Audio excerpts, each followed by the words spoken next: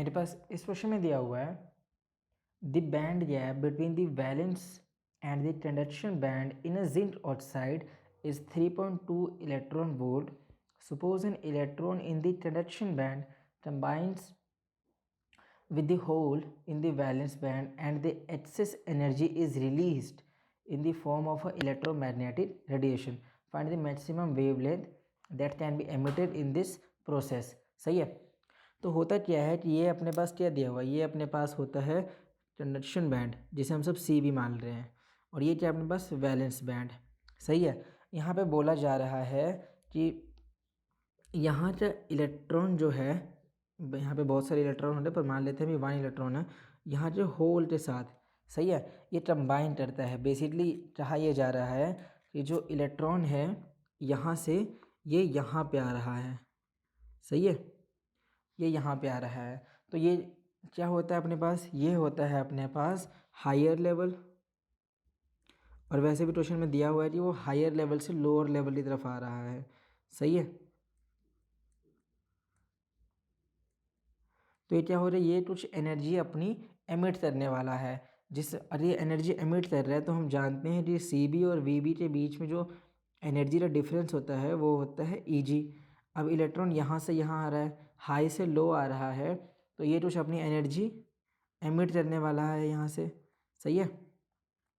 जब ये अपनी एनर्जी यहाँ से एमिट कर रहा है तो हमें बोला जा रहा है कि ये एक इलेक्ट्रोमैग्नेटिक रेडिएशन की तरह अपनी एनर्जी रिलीज कर रहा है। तो बेसिकली ये क्या बन रहा है, एक ईएम वेव बन रहा है अपने पास, सही है।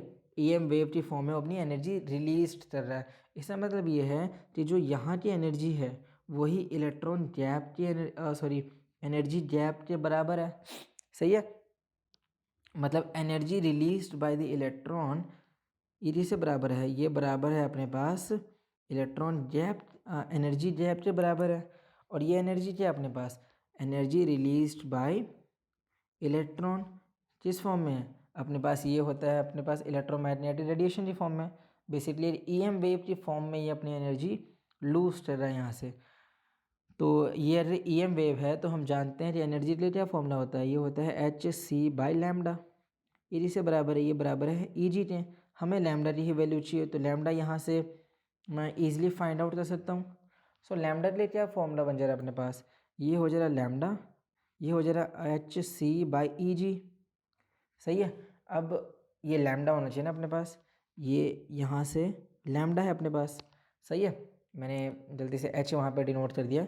सो मैं जानता हूँ एच क्या होता है, प्लैंक्स कांस्टेंट, उसकी वैल्यू कितनी है अपने पास, वो होता है अगर मैं बात करूँ जूल्स में तो वो हमें कुछ ऐसे याद होती है 6.62 इंटू 10⁻⁴ -34, सही है, ये जूल्स में होता है। पर अगर मैं इलेक्ट्रॉन वोल्ट में बताऊँ तो इलेक्ट्रॉन वोल्ट में आंसर होता है अपने पास 4.162 इंटू 10⁻⁻15 इलेक्ट्रॉन वोल्ट। और सी क्या है, speed of light which is 3 into 10⁸ और ई जी की वैल्यू मेरे पास दी हुई है, कितना दिया हुआ है 3.2, और ये इलेक्ट्रॉन वोल्ट में है, तभी मैंने इस वैल्यू को इलेक्ट्रॉन वोल्ट में यूज़ किया, क्योंकि यूनिट्स तो कैंसिल हो रहे हैं।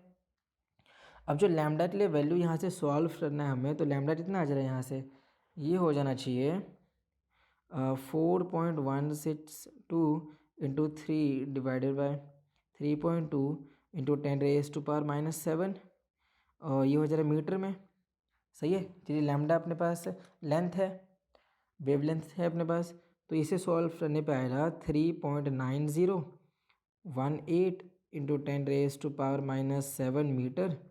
अब इसे अगर मैं नैनोमीटर में बताना चाहूँ तो ये कितना हो जा रहा है, ये हो जा रहा है यहाँ से 390.18 इंटू 10⁻⁻9 मीटर।